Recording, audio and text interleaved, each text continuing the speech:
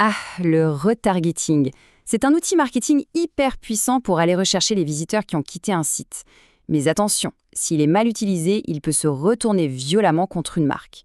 Alors, comment on trouve le bon équilibre? C'est ça qu'on va décortiquer ensemble. Pour bien commencer, jetons un œil à ce chiffre. Le taux de clic d'une pub de retargeting est en moyenne 10 fois plus élevé que celui d'une pub classique. 10 fois, ça prouve bien qu'il y a un potentiel juste énorme à s'adresser à des gens qui nous connaissent déjà. Et c'est là que ça devient intéressant. Avec un potentiel pareil, comment ça se fait que tant de campagnes finissent en échec? C'est tout le paradoxe du retargeting qu'on va explorer maintenant. Oui, on est vraiment au cœur du sujet là. D'un côté, on a une efficacité redoutable, et de l'autre, une mise en place qui est souvent tellement intrusive qu'elle finit par agacer les clients au lieu de les convaincre. C'est cet équilibre super fragile qu'il faut absolument comprendre. Et pour mettre des chiffres là-dessus, regardez.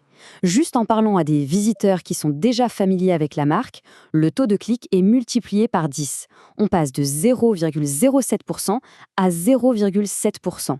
C'est ça le pouvoir incroyable de la familiarité. Mais attention, il y a un revers à la médaille, et il est de taille. 85%, c'est un chiffre énorme. Une campagne mal gérée, ça ne fait pas que gaspiller de l'argent, ça abîme activement l'image de la marque. Le risque est donc considérable. Le truc, c'est que ce risque, on peut même le mesurer. Les données montrent des seuils très très clairs. Entre 1 et 3 vues, une pub est utile, elle peut même quadrupler la probabilité d'achat, mais dès qu'on passe à 5 vues, ça devient gênant. Et à 10 vues ou plus, c'est le rejet total. La surexposition est complètement contre-productive. Et pour couronner le tout, comme si ce n'était pas déjà assez compliqué, il y a des forces extérieures qui sont en train de rendre les vieilles méthodes de retargeting complètement dépassées. Une vraie tempête se prépare pour tout le secteur. Pour bien comprendre, la base du retargeting traditionnel, ce sont les fameux cookies tiers. Ce sont ces petits fichiers qui suivent les internautes de site en site pour savoir ce qui les intéresse et leur montrer des pubs adaptées. C'était vraiment le pilier de l'ancien système. Le point crucial, c'est que ce pilier, il est en train de s'effondrer. Les grands navigateurs, que ce soit Chrome, Safari, Firefox, ils sont tous en train de supprimer les cookies tiers.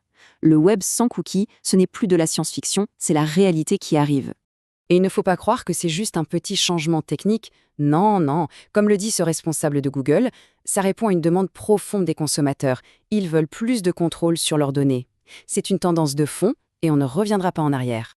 Alors forcément, la grande question c'est, face à la fin des cookies et à des consommateurs qui sont de plus en plus exigeants, comment est-ce qu'on peut continuer à faire du retargeting de manière intelligente et efficace? Bon, comment on s'en sort dans ce nouveau monde? Eh bien la solution, c'est de changer complètement de philosophie. Il faut arrêter d'interrompre les gens et commencer à avoir une conversation avec eux.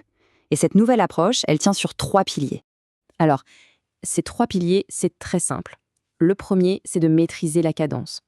Le deuxième, de raconter une histoire. Et le troisième, de s'adapter au futur. Voyons ce que ça veut dire concrètement. Le premier pilier, c'est de maîtriser la cadence. Ça, c'est la base. On s'attaque directement au problème de la fatigue publicitaire. Il s'agit de limiter le nombre de fois qu'une personne voit la même annonce. Et surtout, ça veut dire utiliser des outils, comme les burn pixels par exemple, pour arrêter de cibler quelqu'un qui a déjà acheté. C'est juste une question de respect et d'efficacité. Avec le deuxième pilier, on monte d'un cran.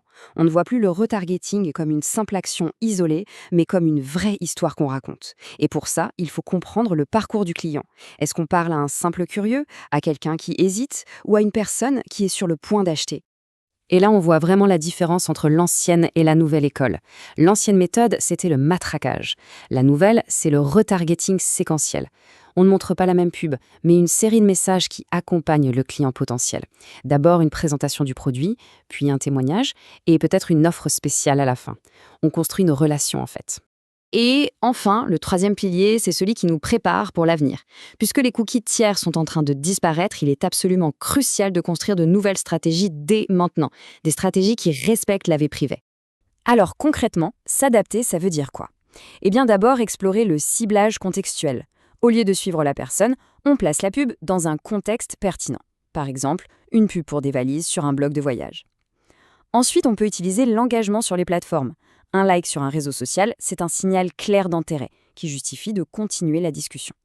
Et enfin, on peut s'appuyer sur le machine learning pour analyser des tendances de fond et proposer des recommandations pertinentes sans jamais avoir besoin de pister un individu. Au final, la grande leçon dans tout ça, c'est qu'il faut changer de mentalité.